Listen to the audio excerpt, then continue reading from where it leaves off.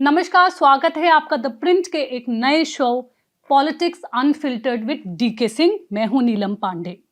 हमें काफ़ी सारे सुझाव आप सभी से मिले कि राजनीति पे केंद्रित एक शो होना चाहिए, तो इसलिए हम हाजिर हैं आपके सामने इस शो के साथ, जिसमें जो भी प्रश्न हमें आप भेजेंगे उनके उत्तर देने के लिए हमारे साथ हैं द प्रिंट के पॉलिटिकल एडिटर डीके सिंह। तो हम बिना किसी विलंब के आज का ये एपिसोड स्टार्ट करते हैं नितिन पटेल के प्रश्न के साथ, जो कि जानना चाहते हैं क्या मिल्कपुर में जो जीत से योगी और अमित शाह के बीच एक तरह से कोल्ड वॉर, शीत युद्ध जो चल रहा है वो सुलझ जाएगा, या उनको लगता है कि अनुप्रिया पटेल और केपी मौर्य जैसे लोगों का इस्तेमाल करके वो योगी को एक तरह से टारगेट करते रहेंगे। देखिए, मैं ये शीत युद्ध या राइवलरी अमित शाह और योगी आदित्यनाथ में उसमें मैं नहीं जाऊंगा, बिकॉज देखिए हर एक पार्टी में हर एक इंडिविजुअल का, कोई पॉलिटिशियन और सबके एम्बिशंस होते हैं, कैसे प्ले आउट करता है वो होता रहता है। और BJP at the end of the day जब टॉप लेवल पे जाएंगे तो काफ़ी एक डिसिप्लिन्ड पार्टी है। उनका जब जुड़ते हैं, जब इलेक्शन लड़ना होता है ना, तो कोई राइवलरी कहीं कुछ नहीं, इलेक्शन वैसे ही लड़ता है वो। जहाँ तक मिल्कीपुर के कॉन्टेक्स्ट में आप कह रहे हैं कि योगी आदित्यनाथ का बनेगा कि नहीं, सबसे पहले मैं आता हूँ जी, अनुप्रिया पटेल की बात इन्होंने की है, केपी मौर्य की। तो ये उस समय की बात कर रहे हैं जब कई योगी गवर्नमेंट में कई मिनिस्टर्स थे, डिप्टी चीफ मिनिस्टर्स थे, ये कुछ से कुछ बोलते रहते थे जिससे कि एम्बैरेसमेंट हुई थी गवर्नमेंट को। वो सब तो बंद हो गया है।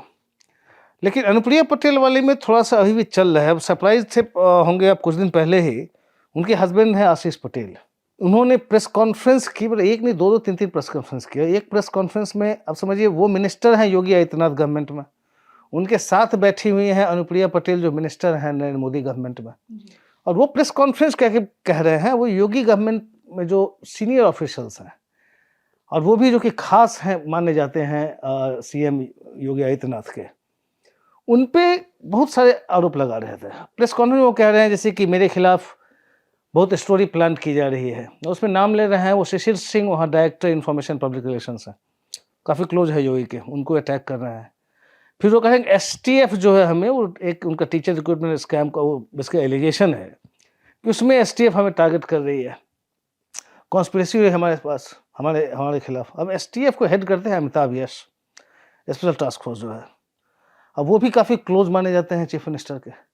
तो अब बस सोचिए कि योगी गवर्नमेंट के एक मिनिस्टर और मोदी गवर्नमेंट के एक मिनिस्टर, वो प्रेस कॉन्फ्रेंस करके चीफ मिनिस्टर के जो क्लोज हैं टॉप ऑफिशियल्स, उसको टारगेट कर रहे हैं। हाईकमांड उनको कंट्रोल क्यों नहीं कर पा रही है, ये मतलब ये सोचने की बात है कि अब आप अगर कुछ नहीं बोलेंगे तो फिर तो चलते चले जाएंगे। क्या एम्बैरेसमेंट होता है योगी सरकार को। खैर चलिए उसको छोड़ते हैं, राइवलरी वाले विषय को। मिल्कीपुर की जहाँ तक बात आती थी कि बहुत इंटरेस्टिंग है कॉन्स्टिट्यूंसी वो। अयोध्या तो अलग कॉन्स्टिट्यूंसी है, असेंबली कॉन्स्टिट्यूंसी, उससे बस 15-16 किलोमीटर दूर होगा, बगल में ही है एक्चुअली। और उस पर मेरे ख्याल से आपने मिल्कीपुर असेंबली बाईपोल की आपने इसलिए बात की, और जनरली जो काफ़ी लोगों का इंटरेस्ट भी है वो है कि लोकसभा इलेक्शन में जो होता है ना, अयोध्या बीजेपी हार गई। मतलब लोकसभा सीट तो फैजाबाद है जहाँ अयोध्या पड़ता है उसमें, तो फैजाबाद से समाजवादी पार्टी के अवधेश प्रसाद जीत गए थे।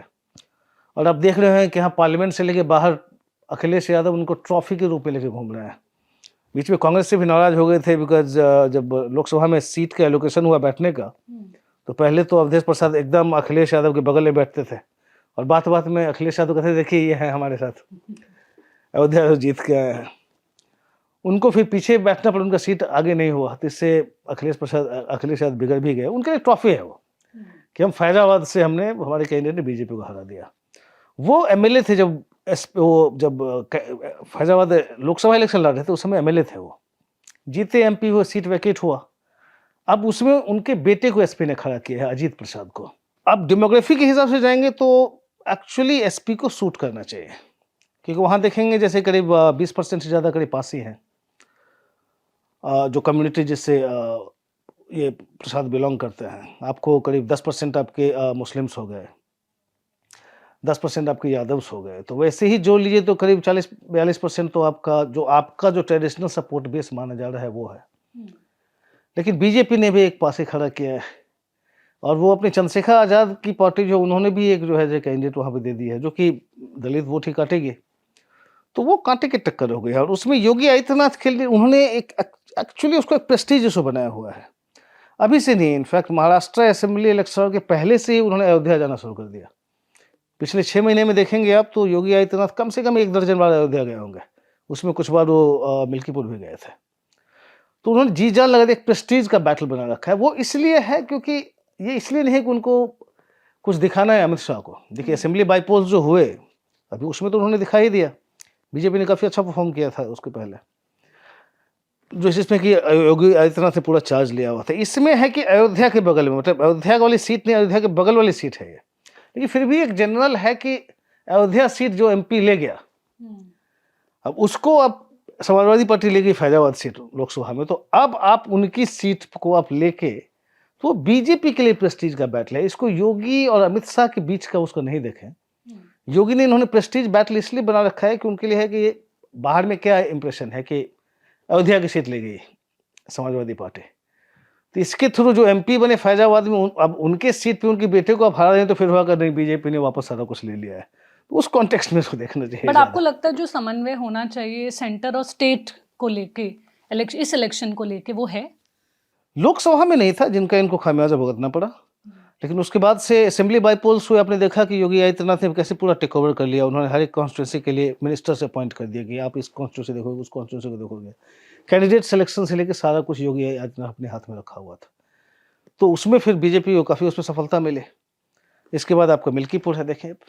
सत्या जानना चाहते हैं आप अंबेडकरवादी पार्टियां जैसे वीबीए या कुछ और जो अन्य पार्टियां हैं उनका भविष्य कैसे देखते हैं? और चंद्रशेखर आजाद को वो कहते हैं काफी अच्छे राजनीतिक नेता रहे हैं, लेकिन बसपा जैसी पार्टियों का पतन हो रहा है। देखिए वीबीए या वंचित बहुजन अगाड़ी के हैं, उनका परफॉर्मेंस एक तरह से धीरे धीरे प्रेशर ग्रुप के रूप में रिड्यूस होते जा रहे हैं। ज़्यादा उनका पिछली बार ही आपने देखा, ये लोकसभा इलेक्शन में लड़े, उन्होंने पहले तो बात हो रही थी कि एमवीए के साथ जाएंगे, फिर बाद में उन्होंने डिसाइड किया नहीं हम अकेले लड़ेंगे। 38 वहाँ पे लोकसभा सीट पे लड़े, और वहाँ अगर वोटर महाराष्ट्र में कह लीजिए करीब 9 साढ़े 9 करोड़ वोटर्स हैं, वीबीए को 15-16 लाख से भी कम वोट आए। तो अब देख रहे हैं उनका इम्पैक्ट क्या है। उसके बाद एक्चुअली असेंबली इलेक्शन में भी लड़े। वो असेंबली इलेक्शन में तो उन्होंने करीब 200 जगह से कैंडिडेट खड़े किए थे, एक भी नहीं जीत पाए। 2019 असेंबली इलेक्शन देखिएगा, उसमें भी करीब 200 से ज़्यादा कैंडिडेट थे इनके, तब भी वो नहीं जीत पाए।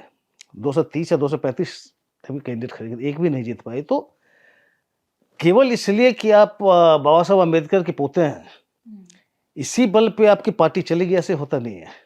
बाकी पार्टियों की बात करें, महाराष्ट्र का ही आप लें आप, अब आपके रामदास अठावले हैं आरपीआई से। आरपीआई देखिए, अम्बेडकर का आरपीआई, उसके इतने स्प्लिंटर्स ग्रुप हुए हैं, मतलब उसमें कई दर्जन स्प्लिंटर्स ग्रुप आपको दिख जाएंगे। आरपीआई देखिएगा, अम्बेडकर का आरपीआई उसकी क्या हालत है। तो उसमें से एक ग्रुप के अभी आरपीआई अठावले खड़े रहते हैं। उनका आपने देखा भी होगा कि अगर रिपब्लिकन पार्टी अमेरिका में जीतती है तो ये कहते हैं कि रिपब्लिकन पार्टी जीत गई है। खैर मजाक दूसरी बात है, लेकिन अठावले को देखिए, उनको सीट भी आरपीआई को एक को नहीं देती एनडीए लड़ने के लिए महाराष्ट्र में। उनको बस एक सिंबॉलिक एक बनाया हुआ है मंत्री, सेंट्रल मिनिस्टर ऑफ स्टेट बनाया हुआ छोड़ा हुआ है, और बस वो है उनको कि उनका अपना काम हो रहा है, तो बाकी आरपीआई ग्राउंड पे कुछ नहीं कर रही है, बस उनको मंत्री बने रहना है। तो ये आप देखें, अंबेडकर का जब उन्होंने पॉलिटिकल पावर की बात की थी, या जो काशीराम ने जो बात किया था उनके बाद पॉलिटिकल पावर लेने का उद्देश्य था कि जैसे काशीराम कहते थे कि जो बहुजन मतलब क्या है उनका, बहुजन केवल वो दलित नहीं होता था। उन्होंने जो डिप्रेस्ड क्लासेस की बात की, अब उसमें ऑप्रेस्ड क्लासेस की, तो उसमें ये कहते करीब 6000 इस तरह के मतलब कास्ट सब कास्ट है, उस सबको हमको लाके सबके हित में काम करना है। करीब 85% पॉपुलेशन का है देश का है, जिनको जब वामसेप उन्होंने शुरू किया 78 में, तो वो उनका था कि हम 85% पॉपुलेशन को हम उनको रिप्रेजेंट करेंगे। धीरे धीरे एकदम दलित की पार्टी, मतलब केवल एक लिमिटेड दलित की पार्टी होती चली गई है। तो बीएसपी की अब बात देखें तो यूपी में जैसे इनका जो वोट शेयर इस बार है, सीट तो उन्होंने एक भी नहीं जीता, लेकिन वोट शेयर उनका जो रहा है इस लोकसभा में, वो जो कभी 19% के आसपास था 2019 में जब एसपी के साथ गए थे, वो घट के 9% इनका वोट शेयर हो गया है, ऑलमोस्ट हाफ। आप असेंबली इलेक्शन में ही लौट के जाए 2022 में भी, उससे भी इनका उसके पहले करीब 22-23% का शेयर, 22% शेयर हुआ करता था वोट शेयर। वो घट के 2022 में भी करीब 13% पे आ गया। तो 2022 में आपका वोट शेयर 13% आ गया। 2024 में आके लोकसभा में अब घट के 9% पे आ गए। तो उनका धीरे एकदम कंसिस्टेंटली उनका डिक्लाइन ही हो रहा है।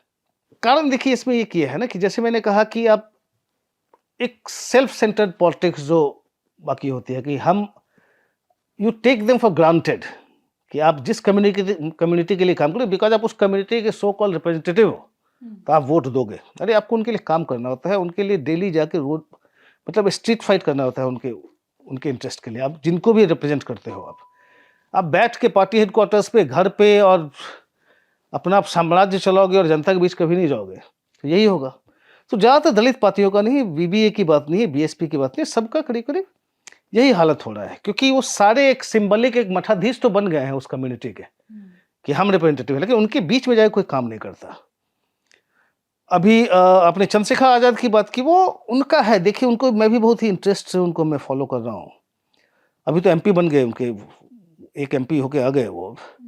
लेकिन चंद्रशेखर आज़ाद का मुझे याद है एक थिंक टैंक की एक मीटिंग थी दिल्ली में, सेंटर फॉर पॉलिसी रिसर्च का। चूँकि सारा ऑफ द रिकॉर्ड था, चैथम हाउस रूल है, तो मैं उस पर ज़्यादा डिटेल में नहीं जाऊँगा क्या हुआ, हमने क्या बात की। लेकिन सारे दलित इंटेलेक्चुअल्स, एकेडमिक्स सब थे जो जनरल डिस्कशन हो रहा था पॉलिटिक्स पे, specially in the context of एससीज। फिर उसमें से किसी ने फ़ोन कर दिया कि चंद्रशेखर आज़ाद दिल्ली में बुला लेते हैं। चंद्रशेखर आज़ाद उस समय अपना आँख का उनको कुछ प्रॉब्लम चल रहा था, एम्स में दिखाने गए थे। खैर वो आ गए, उन्होंने हम लोगों को ज्वाइन किया, हम सारे बैठे हुए हैं टेल पे। फिर हम आए तो कहा ऑर्गेनाइजर्स ने, आप कुछ बोलिए। लेकिन नहीं अभी मैं आप लोगों को सुनूंगा, देखता हूँ आप लोग क्या कहते हैं। करीब आधे घंटे 45 मिनट तक वो सबके व्यूज सुनते रहे। एकेडमिक्स थे तो एकेडमिक डिबेट होता रहा। आधे घंटे बाद 45 मिनट बाद फिर चंद्रशेखर आज़ाद ने कहा हाँ अब मैं बोलता हूँ। बोले कि आप सबको हमने सुन लिया, ठीक है, आप सारे बहुत ही ज्ञाता हैं, आप सब कुछ आप लोगों को पता है, मुझे सब पता है, लेकिन आप लोग बस ये बैठ के यही करते रहिए, लिखते रहिए, रिसर्च करते रहिए। मेरा काम आपके साथ नहीं है, मैं स्ट्रीट पे फाइट करता हूँ और मैं बाहर जाकर रोड पे फाइट करूंगा। जब तक आप मतलब लाठी नहीं खाओगे आप क्या लोगों से लड़ोगे। तो मेरा काम वहाँ पे, मैं आप लोगों के साथ समय नहीं बिता सकता, मैं जा रहा हूँ। तो मैं फिर उनके साथ नीचे नीचे आया। फिर मैं पूछ रहा था कि चंद्रशेखर जी हुआ क्या ये। तो नहीं आप लोग डिबेट करते रहिए, हमारा काम है फाइट करना जिसके लिए गया है। और ये क्वालिटी जो चंद्रशेखर आज़ाद में है, इसी कहानी इतने यूथ में काफ़ी पॉपुलर भी हुआ है, कनेक्ट है कि रोड पे फाइट करता है। और अभी भी उनका ध्यान वो नहीं है कि उनको ज़्यादा पब्लिसिटी चाहिए ही चाहिए, वो लगातार काम करते रहना। इनफैक्ट जब एमपी होके आए तो मैं गया था इसे मिलने के लिए इनसे दिल्ली में, तो बाहर भी इतनी भीड़ थी, ड्राइंग रूम से लेके बाहर तक, और उसमें सारे मीडिया वाले ही वेट कर रहे हैं। उनको अंदर जाने का नहीं है, क्योंकि अचानक उस जीत के बाद जो है ना, उनके कई कार्यकर्ता, इनके जो अलग अलग स्टेट से सब आए हुए थे। प्रायोरिटी कार्यकर्ता को अगला 2 घंटे तक जहाँ जहाँ से कार्यकर्ता है मिलते रहे। मीडिया चलते चलते बाहर में 2-4 बात हो गई, मतलब वो प्रायोरिटी नहीं है। तो चंद्रशेखर आज़ाद का पॉलिटिक्स अभी तक आप देखें तो वो जुझारू वाला जो है, एक फाइटर वाला, वो अभी तक वो बने हुए हैं, जमीन से जुड़े। और इसलिए इनको धीरे धीरे देखना, सपोर्ट बेस इनका बढ़ता जा रहा है। आगे क्या होता है देखते हैं। प्रवीण जानना चाहते हैं नारा लोकेश के एलिवेशन पे, जो डिप्टी सीएम वाला पूरा जो एक इंसिडेंट हुआ है, उस पर आपके क्या विचार हैं, और क्या ये नेपोटिज्म नहीं है, वो पूछते हैं। देखिए ये इसमें 2 चीज़ है। एक तो नेपोटिज्म की हम अभी की राजनीति में तो बात ही नहीं करें, मतलब कौन सी पार्टी नहीं है जहाँ नहीं चलते। वही सुने, नारा लोकेश आप देखें तो फाइटर भी हैं। जब उनके फादर को जब जगन मोहन रेड्डी गवर्नमेंट ने जेल में डाल दिया था, तो उन्होंने लंबा इतना यात्रा जो निकाला था, मतलब स्ट्रीट पे जाके उनमें लड़ने का वो है। तो उन्होंने अपना ऑर्गेनाइजेशनल एज लीडरशिप नारा लोकेश ने दिखाया। फिर मंत्री हैं और काफ़ी संभले हुए मंत्री हैं वो। लेकिन ये जो डिमांड टीडीपी के अंदर से आ रहा है, कई सीनियर लीडर्स ने बेसिकली रेज किया कि इनको डिप्टी सीएम बनाना चाहिए। वो मुझे जो लगता है कहीं ना कहीं नायडू साहब का अपना भी खेल हो सकता है। क्योंकि हुआ क्या है, जैसे पवन कल्याण जो डिप्टी चीफ मिनिस्टर है, अब वो अपनी ही गवर्नमेंट पे कई बार अटैक कर चुके हैं। वहाँ के मतलब स्टेट के होम मिनिस्टर तक को अटैक कर चुके हैं, भाई नहीं होता है तो हमें दे दो। अभी जो आपका जो तिरुपति में जो हो गया था, लड्डू के वाला, उसका जो स्टैम्पीड जो हो गया था, उसमें मतलब उसमें जाके अपनी ही गवर्नमेंट को आप क्रिटिसाइज कर रहा है। तो आप पवन कल्याण का पॉलिटिक्स समझते हैं। देखिए पवन कल्याण हैं टीडीपी के साथ, उसके बिना आप रह नहीं सकते, लेकिन पवन कल्याण को आएगा पॉलिटिक्स देखना, अभी से उनकी पार्टी वाले लोग उनको चीफ मिनिस्टर देखना चाहते हैं। तो अभी तो हैं ये साथ में, लेकिन कितना दिन साथ में रहेंगे उनको एक अलग अपना बनाना है, बिकॉज एम है ऊपर सीएम बनने का। तो टीडीपी के साथ वो कितना दिन रहेंगे। लेकिन ये जो बार बार एम्बेरस जो करते रहते हैं कुछ कुछ कह के, और ये कि हम अलग से अपना एक बनाएं, तो उसमें आप कह दीजिए कि एक शगुफा शुरू कर दिया है टीडीपी वालों ने कि भाई नारा लोकेश भी डिप्टी सीएम आ जाए। तो अगर एक और डिप्टी सीएम आ जाएगा तो फिर वो डिप्टी सीएम का वो जो स्ट्रेचर जो है वो फिर चला जाएगा। फिर पवन कल्याण का वो जितना कुछ घूम के बोल रहे हैं, जैसे नंबर 2 हो घूम रहे हैं, वो थोड़ा उनको वो इमेज रहेगा नहीं। तो एक तरह से मान लीजिए उनको काउंटर करने के लिए पवन कल्याण को ये बातें चल रही है। वैसे कोई आश्चर्य की बात नहीं है, अगर डिप्टी सीएम बना भी दें नायडू अपने बेटे को, तो क्या उदयनिधि को तो देखा आपने तमिलनाडु में ही बनाया है। तो ऐसे जनता की तरफ से आप इलेक्शन आफ्टर इलेक्शन देखते हो तो ऐसा कुछ रिएक्शन तो होता नहीं है। और बात ये भी है कि नायडू आपके क्या 76-77 साल के हो गए हैं, उनको कहीं ना कहीं तो he has to pass on the baton ना, मतलब कि अब अगला सक्सेसर तो लाना ही पड़ेगा। और अभी आप टीडीपी में देखिए तो नारा लोकेश आपको दिखता है। आदित्य जानना चाहते हैं, यदि आप आम आदमी पार्टी दिल्ली जीतने में विफल रहती है या उन्हें फ्रैक्चर जनादेश मिलता है और कांग्रेस की मदद से सरकार बनती है, तो भारत गठबंधन इंडिया अलायंस में उनकी क्या स्थिति होगी? क्या आपको लगता है कि दिल्ली में हार का पंजाब की राजनीति पर कोई प्रभाव पड़ेगा? और क्या आपको लगता है कि उत्तर भारत के अन्य राज्यों में अच्छा प्रदर्शन करने के बावजूद भाजपा दिल्ली और पंजाब जैसे राज्यों में अच्छा प्रदर्शन क्यों नहीं कर पाई है? कई सवाल इसमें हैं। तो इसमें देखिए, जहाँ तक आम आदमी पार्टी की हार की आप बात कर रहे हैं, अब पहले तो ये मुझे वो नहीं देखा, कांग्रेस ये सोचती है कि शायद जैसे 2013 में हुआ था कि अगर शॉर्ट ऑफ मेजोरिटी रह जाने की जरूरत पड़े तो रेलिवेंस हो जाए। लेकिन अभी जो चल रहा है एक दूसरे काटने की बात हो रही है। और कांग्रेस ने जो डिसाइड किया लड़ने का अलग से, और काफ़ी जोर शोर से अपनी तरफ से पूरी जोर शोर से लगी हुई है, उसमें एक लंबी राजनीति है। देखिए, अब कांग्रेस को आपने दिल्ली से ख़त्म कर दिया, पंजाब ले गए कांग्रेस से आप, जहाँ जहाँ कांग्रेस बीजेपी के खिलाफ जाती है आप चले गए, गुजरात चले गए, गोवा चले गए। तो ये जो एक थर्ड ऑल्टरनेटिव होके एक उभर रहे हैं, तो कांग्रेस और आप हमेशा से एक एंटी, एक आप निकली ही है कांग्रेस का वोट लेके। तो कांग्रेस के लिए लॉन्ग टर्म में ये सही है कि आप जब आपका जो आप जिसने आपका वोट लिया आप उनको डाउन करोगे ना। तो मैं कांग्रेस का गेम बुरा नहीं मानूंगा, लेकिन जैसे अभी इनका, मैं कांग्रेस वालों से बात करता हूँ, वो बस ज़्यादा जीत और नहीं देख रहे हैं, वो देख रहे हैं कि अरे अगर 10-12% भी हमारे वोट शेयर आ गए, आप जीत गए तो हम खड़े हो जाएंगे, और आप हार गई या 10-12% आ गया तो देखिए आपका दिल्ली में हारने के बाद बड़ा मेजर डैमेज होगा पार्टी को। पंजाब में ऑलरेडी उनकी सरकार की हालत खराब है, बहुत अनपॉपुलर हो रहे हैं वो। दिल्ली हारे, पंजाब हारे, उसके बाद आपके लिए एक एग्जिस्टेंशियल क्वेश्चन हो जाएगा, तो बहुत बड़ा सेटबैक होगा आपके लिए। और इसलिए आप बीजेपी को भी देख रहे हैं कि इतनी जम के लगी हुई है कि हारे में, उनको पता है कि दिल्ली से निकले नहीं कि आपका नीचे जाना शुरू, और फिर कितना संभल पाएगी आप, उनको पता है ये है। तो दोनों ये रहा आपकी कांग्रेस और मतलब बीजेपी की दिल्ली की राजनीति। जहाँ तक आप कह रहे हैं कि दिल्ली में और कहाँ पंजाब की बात कर रहे हैं कि बीजेपी हो क्यों नहीं पाती दिल्ली में, देखिए प्रॉब्लम है कि अब थे कभी मदन लाल खुराना थे, साहेब सिंह वर्मा थे, वो सब टॉल लीडर थे। उसके बाद बीजेपी में ऐसा कोई खड़ा नहीं हो पाया। देखिए आप सुषमा स्वराज को भी लाए आप सीएम बना के, लेकिन वो फिर भी वो दिल्ली की उस तरह की पॉलिटिशियन नहीं बन पाई। वो बेस जो है एक मास लीडर का जो होता है, उसके बाद क्या आप किरण बेदी को ले आए चेहरा बना के, नहीं काम किया, हर्षवर्धन को ले आए, अब वो एक पूरे दिल्ली के लोग फेस है नहीं। तो लीडरशिप जो फेस होना चाहिए वो बीजेपी ने कोशिश भी नहीं की शायद बढ़ाने की, और हुआ भी नहीं, मतलब कोई ऐसा निकल के आया नहीं दिल्ली में। वो इनके साथ एक मेजर चैलेंज रहा है दिल्ली में। पंजाब में बीजेपी का देखिए, बीजेपी पंजाब में एक जनरली एक हिंदू पार्टी है, और हिंदू पार्टी पंजाब में हिंदू क्या पॉपुलेशन 38-39%, और उसमें भी हिंदू उनके साथ जाते हैं जो उनको लगता है कि रेडिकल एलिमेंट्स जो होंगे बाकी दूसरे समुदाय के, उसको कैसे कंट्रोल करें।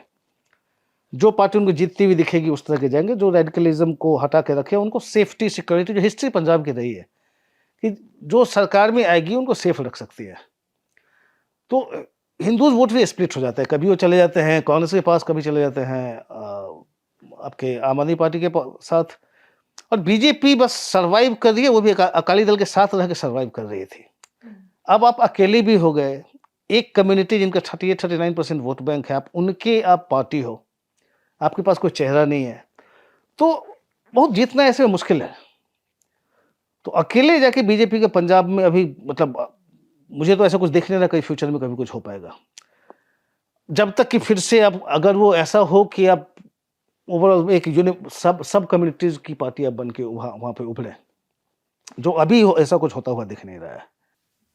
सी विशी जानना चाहते हैं कि दिल्ली की जो राजनीति है उस पर उनको लगता है कोई भी राजनीतिक दल दिल्ली के वास्तविक मुद्दों को नहीं उठा रहा है, ऐसा उनका मानना है। उन्हें लगता है कि पीएम हाउस और सीएम हाउस के बीच एक तरह से बहस चल रही है, लड़ाई चल रही है। बीजेपी के पास वो कह रहे हैं खोने के लिए कुछ नहीं है, कांग्रेस के पास हमेशा की तरह लग रहा है कोई फोकस नहीं है। दिल्ली वासियों को एक बेहतर शासन मॉडल की ज़रूरत है। केंद्र एलजी सीएम जिनके पास कोई शक्तियाँ नहीं हैं, आपको क्या लगता है क्या होना चाहिए, आपके क्या विचार हैं? देखिए वो सही कह रहे हैं। स्थिति तो खास करके दिल्ली वासियों से की पूछें। अब यहाँ जो ऐसी एक इलेक्टेड सरकार है जो डिलीवर नहीं कर पा रही है, क्योंकि अच्छा ब्लेम गेम चलता रहेगा, मैं डिसाइड नहीं करूंगा कौन सही है कौन गलत है, बट मेरी जो पर्सनल राय है कि अगर जनता ने किसी सरकार को चुना है तो आपको एम्पावर करना पड़ेगा उसको। अब यहाँ पे केजरीवाल हो या आतिशी हो, वो किसी एक अधिकारी का ट्रांसफर नहीं कर सकते, कोई एक्शन नहीं ले सकते। आपने देखा होगा कुछ सप्ताह पहले वो मजाक एक मजाक ही था वो, कि आप रजिस्ट्रेशन करवा रहे हैं आप वाले जाके आपको 2100 रुपये बाद में मिलेंगे चुनाव के बाद हर एक महिला को, और उसके बाद आपका WCD का एक एडवर्टीजमेंट आता है पेपर में कि ये सारा गलत है, ऐसा कुछ नहीं होने जा रहा है। तो एक तरफ से आपकी सरकार के लोग जाएगा वो कह रहे हैं और सरकार के अधिकारी एडवर्टीजमेंट कुछ और निकाल रहे हैं। तो ये पावर वाला सिस्टम जो है ना, इस पर काम करना पड़ेगा। ये करंट मॉडल चलेगा नहीं।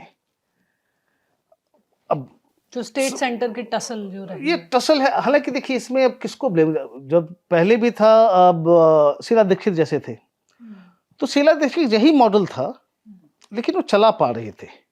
लेकिन उस समय बीजेपी जब सेंटर में वाजपेयी जी के टाइम में हुई थी, तो ऐसा नहीं था कि हमको दिल्ली जीतना है इसलिए काम ही नहीं करने देंगे।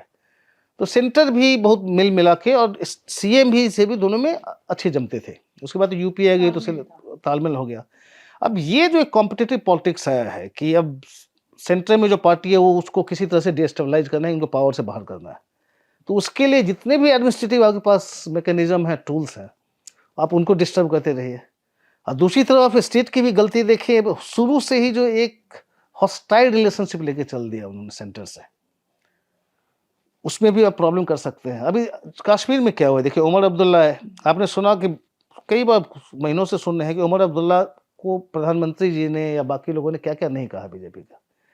लेकिन अगर उमर अब्दुल्ला चीफ मिनिस्टर बने, उनको पता है कि भाई हम यूटी हैं, तो अब बहुत मधुर संबंध रखने की कोशिश कर रहे हैं। ऐसा नहीं है कि बीजेपी और उनमें बड़ा साठगांठ हो गई है, लेकिन उनको पता है उमर अब्दुल्ला को अगर मुझे डिलीवरी करनी है तो हम सेंटर से हमको एक अच्छा संबंध रखना पड़ेगा, आप हॉस्टाइल भी नहीं हो सकता है। तो अब फिलहाल तो चल रहा है उनका ठीक, लेकिन अब सेंटर को भी दिल्ली का मामला हो या कश्मीर का मामला, अब यूटी आपने बनाया है तो जब सरकार इलेक्ट हो गई तो आप उनको सपोर्ट करना पड़ेगा। उस सरकार को शुरू से ही आप डैमेज करना नहीं शुरू कर देते हो, इसको इतना अनपॉपुलर कर दोगे उनकी सरकार गिर जाए। प्रॉब्लम दोनों तरफ है यहाँ पे। आदित्य जानना चाहते हैं यदि आम आदमी पार्टी दिल्ली जीतने में विफल रहती है या उन्हें फ्रैक्चर्ड मैंडेट जनादेश मिलता है और कांग्रेस की मदद से सरकार बनती है, तो इंडिया गठबंधन में, अलायंस में उनकी क्या स्थिति होगी? देखिए सबसे बड़ी चीज है, इंडिया ब्लॉक अब रहा नहीं। वो एक्चुअली कुछ नेता कह भी रहे हैं, वो केवल लोकसभा के लिए अंडरस्टैंडिंग था। तो अब इंडिया ब्लॉक जैसा है नहीं, पार्लियामेंट में उनका साथ साथ एक है, कोलैबोरेट करते हैं वो। लेकिन ऐसा एक इलेक्शन लड़ने वाला एक एंटिटी नहीं है कि असेंबली इलेक्शन में सब लड़ने के लिए साथ साथ जा रहा है। वो पहले जो इंडिया ब्लॉक फॉर्मली बनने के पहले जो अलग अलग स्टेट में कांग्रेस और बाकी पार्टियों में है, जैसे तमिलनाडु में है, बिहार में है, जो इंडिया ब्लॉक के पार्ट नहीं थे वो, मतलब बाद में हुए, पहले से उनकी अलग अलग अंडरस्टैंडिंग थी हर एक स्टेट में, वो चलता रहेगा। बाकी जो 5-6 और पार्टी आ गई थी और मिल के इन्होंने इंडिया ब्लॉक बनाया था, वो पार्टी जब है कहाँ। मैं पहले भी, मेरे ख्याल से इस मैं पहले भी बात कर चुका हूँ कि वो पार्टी में कौन आए थे। उनकी पार्टी में आपके जयंत चौधरी आए थे, RLD वाले, चले गए एनडीए में। आपके साथ महबूबा मुफ्ती यही थे, चुनाव में फिर उन्होंने अलग से लड़ा। आपके साथ ममता बनर्जी हैं, वो तो लोकसभा में भी आपके साथ नहीं लड़े। अब लेफ्ट सपोजिटली आपके साथ इंडिया ब्लॉक में है। अब देख लीजिए केरला में क्या होने वाला है। तो इंडिया ब्लॉक एक नाम आप हम लोग यूज कर रहे हैं, अब एक्चुअली में वो उस तरह से एग्जिस्ट करता नहीं। हाँ, ये कह सकते हैं कि जो ब्लॉक का पार्ट या वैसे हो कि अभी आपने सुना होगा लोकसभा इलेक्शन के बाद, ये असेंबली इलेक्शन के बाद इनफैक्ट ममता बनर्जी कहते हुए कि अब वो इसको एसटीआई करना चाहते हैं, कई लोगों ने सपोर्ट भी किया उनको। तो ये हो सकता है कि जो non Congress non BJP parties हों, वो शायद अपना एक अलग ब्लॉक, अपनी अंडरस्टैंडिंग करके चलाएंगे, लेकिन वो इंडिया ब्लॉक उस तरह से नहीं होगा। वो कहने के लिए इंडिया ब्लॉक होगा, क्योंकि वो इंडिया ब्लॉक कम से कम अगला लोकसभा चुनाव तक के लिए बस एक दिखावे का ही एक रह गया है। हमारे सारे प्रश्नों के जवाब देने के लिए बहुत बहुत धन्यवाद। आप अगले सप्ताह के लिए भी हमें अपने प्रश्न ज़रूर भेजें। हम आपके साथ फिर से रूबरू होंगे अगले सप्ताह। धन्यवाद। Thank you Neelam.